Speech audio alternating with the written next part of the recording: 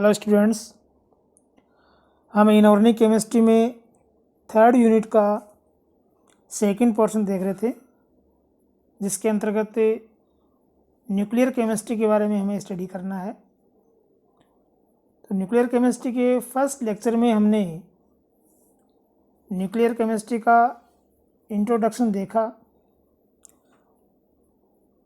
आज के second lecture में हम न्यूक्लियर केमिस्ट्री के अंतर्गत न्यूक्लियस की स्टेबिलिटी के बारे में हम अध्ययन करेंगे। तो हमने पढ़ा कि जो न्यूक्लियाइड्स हैं या न्यूक्लियस हैं, उनको हम उनमें पाए जाने वाले Z और N वैल्यूज़ के अकॉर्डिंग चार प्रकार से क्लासिफाई कर सकते हैं: आइसोटॉप्स, आइसोबार्स, आइसोटोन्स और आइसोमर्स।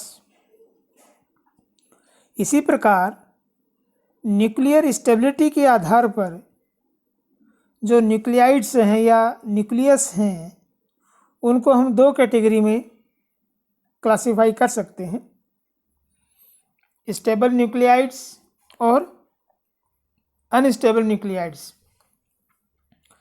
स्टेबल न्यूक्लियाइड्स वे नाभिक हैं जो सामान्य अवस्था में स्टेबल रहते हैं या काफ़ी अधिक समय तक स्टेबल रहते हैं। उन्हें एक्टिव फॉर्म में लाने के लिए हमें अधिक एनर्जी की रिक्वायरमेंट होती है। नेचर में लगभग 274 ऐसे न्यूक्लियाइड्स हैं जो स्टेबल फॉर्म में पाए जाते हैं। अनस्टेबल न्यूक्लियाइड्स वो होते हैं जो सामान्यतः स्वतः ही या बहुत कम एनर्जी देने पर वो अपना न्यूक्लियर प्रोसेस या न्यूक्लियर रिएक्शंस शो करने लग जाते हैं, या हम कहते हैं कि वो रेडियो एक्टिव कंडीशन शो करते हैं। लगभग 2000 ऐसे न्यूक्लियाइड्स हैं जो रेडियो एक्टिविटी शो करते हैं, और इनमें से अधिकांश आर्टिफिशियल हैं, मैन मेड हैं। तो ये न्यूक्लियस के स्टेबिलिटी के अकॉर्डिंग हम देख रहे हैं कि न्यूक्लियस दो प्रकार के हैं, स्टेबल और अनस्टेबल।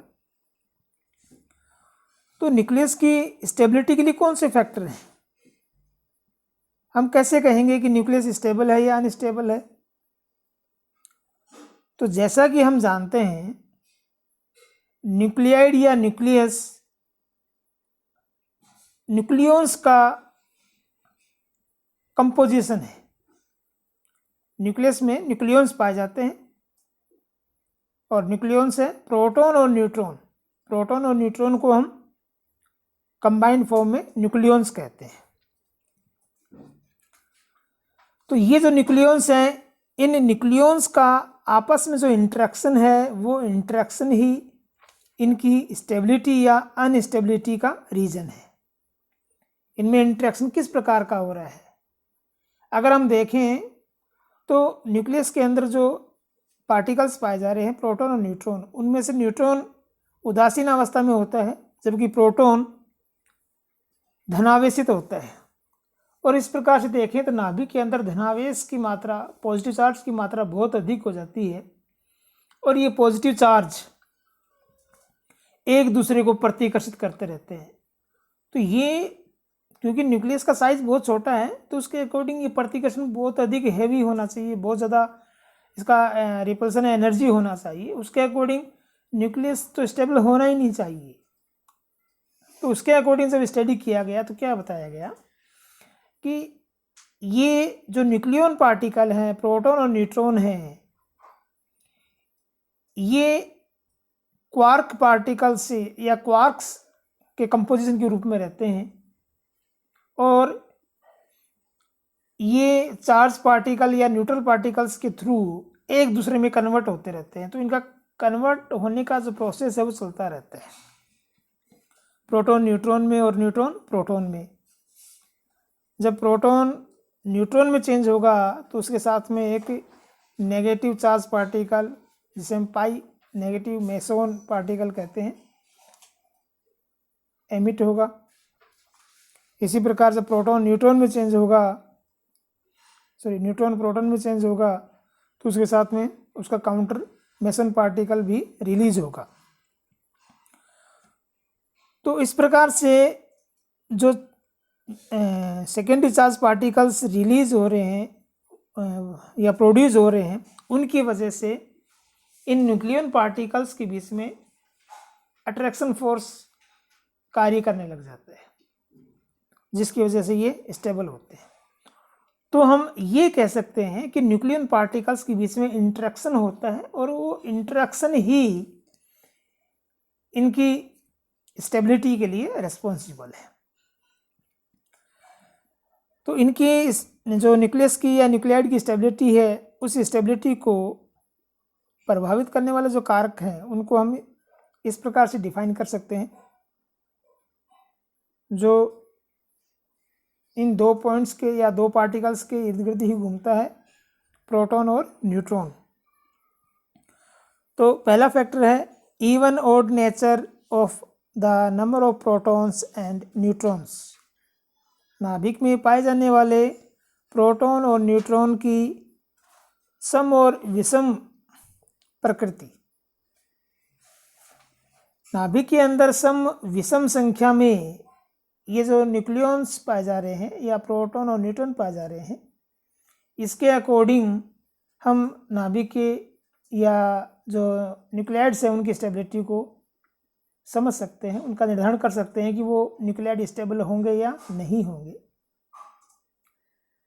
जब हम न्यूक्लियाइड्स या किसी एलिमेंट के न्यूक्लियस का स्टडी करते हैं तो क्या पाते हैं कि लगभग 85% एलिमेंट हैं, वो एलिमेंट ऐसे हैं जिनके न्यूक्लियस में Z और N वैल्यू, प्रोटॉन की संख्या और न्यूट्रॉन की संख्या सम होती है। तो हम ये कह सकते हैं कि जहाँ न्यूक्लियाइड में प्रोटॉन और न्यूट्रॉन की संख्या सम होगी, इवन नेचर होगा, वहाँ पर न्यूक्लियाइड स्टेबल होगा। और जब इन दोनों में से Z और N में से कोई एक ओड हो जाता है तो इस प्रकार की जो न्यूक्लियाइड है उनकी स्टेबिलिटी कुछ कम हो जाती है। और जब दोनों ही ओड हो जाते हैं, Z प्रोटॉन की संख्या और N न्यूट्रॉन की संख्या दोनों ही ओड हो जाते हैं, तो इस प्रकार की जो न्यूक्लियाइड हैं वो और भी कम स्टेबल होते हैं। इस कारण से उनकी संख्या और भी कम होते हैं। जैसे यहाँ पर जो टेबल है वो टेबल से आप समझ सकते हैं कि जब प्रोटॉन और न्यूट्रॉन दोनों की संख्या इवन है तो इस प्रकार की जो न्यूक्लियाइड है उनकी संख्या बहुत ज़्यादा है, लगभग 165। ये इस प्रकार के कुछ एग्जांपल्स हैं इन न्यूक्लियाइड्स के।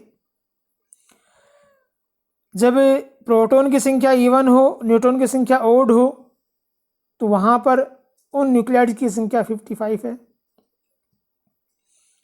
प्रोटॉन की संख्या ओड हो और न्यूट्रॉन की संख्या इवन हो, उन न्यूक्लियाइड की संख्या 50 है।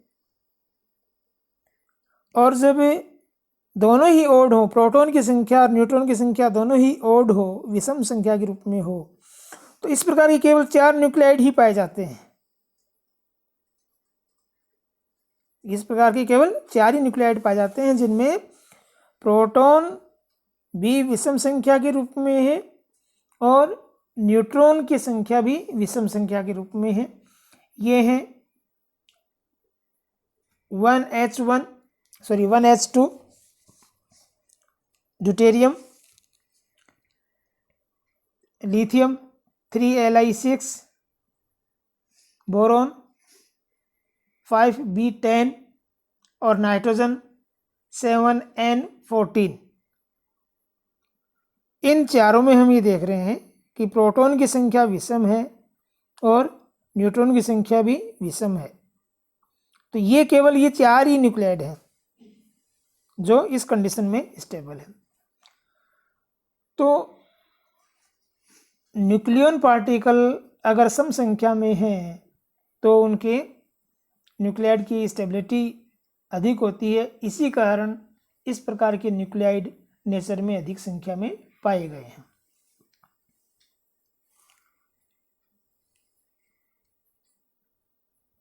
इसके अलावा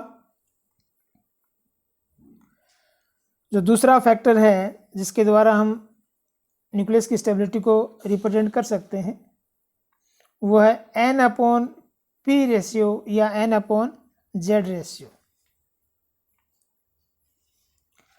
N/P रेशियो या N/Z रेशियो के द्वारा हम स्टेबिलिटी को रिप्रेजेंट कर सकते हैं। जैसे कि यहाँ पर ये ग्राफ है, इस ग्राफ में हमने यहाँ पर y अक्ष पर n न्यूट्रॉन की संख्या ली है ऊपर की तरफ बढ़ते हुए, और ये x अक्ष पर हमने z की संख्या ली है। और यहाँ पर जब N/Z वैल्यू निकालते हैं तो उसके अकॉर्डिंग N/Z का वैल्यू जब बराबर होता है तो रेशियो का वैल्यू 1 इकाई आएगा, और उसके अकॉर्डिंग ये स्ट्रेट लाइन हमें प्राप्त हो रही है। और क्या देखते हैं कि अधिकांश जो स्टेबल न्यूक्लियाई हैं वो इस जो कर्व है या इस ये जो N/Z का वैल्यू जहाँ 1 आ रहा है उस लाइन के ऊपर पाए जाते हैं।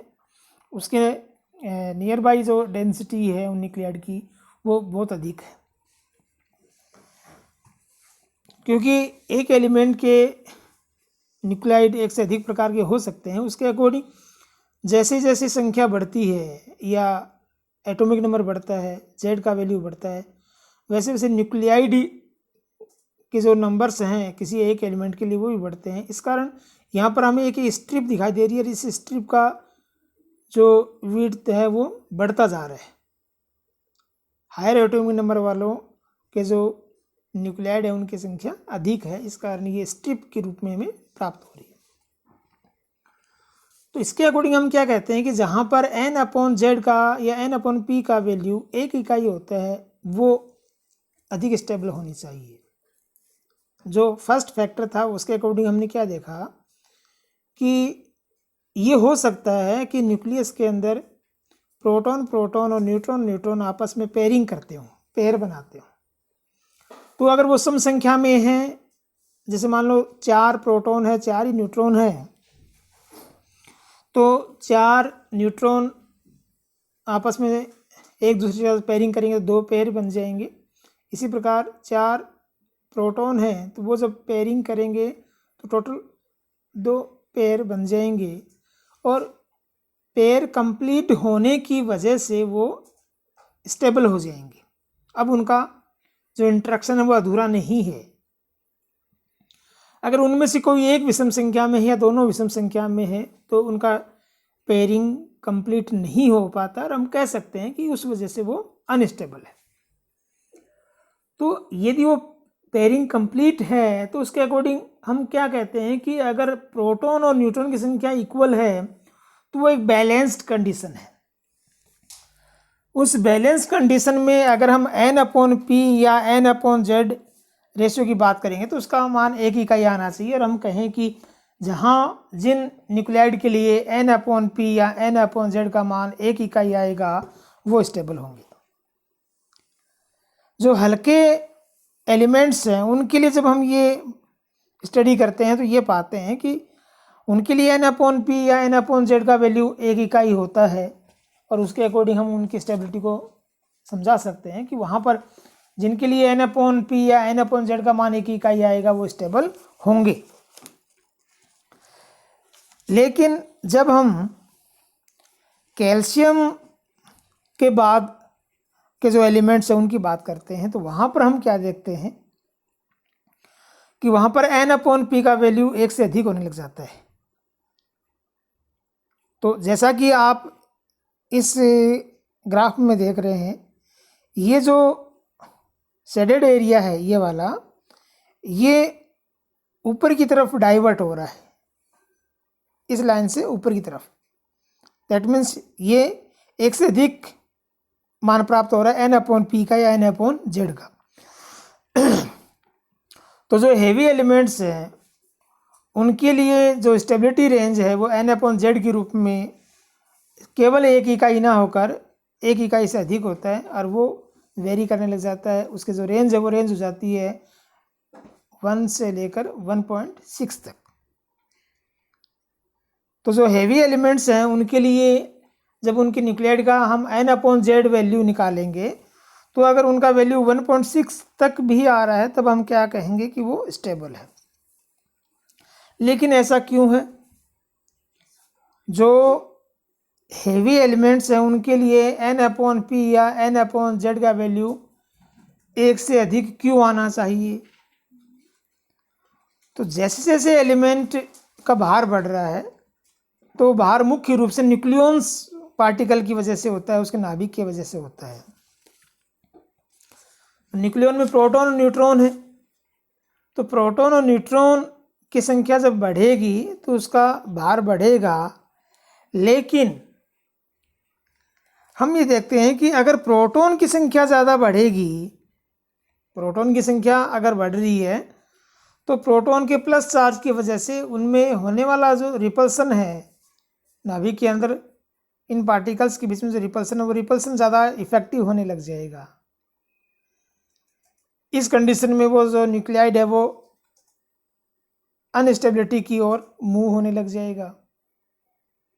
तो क्या माना गया कि जो हेवी न्यूक्लियाइड्स हैं उनमें प्रोटॉन की संख्या की तुलना में न्यूट्रॉन की संख्या ज़्यादा बढ़ती है।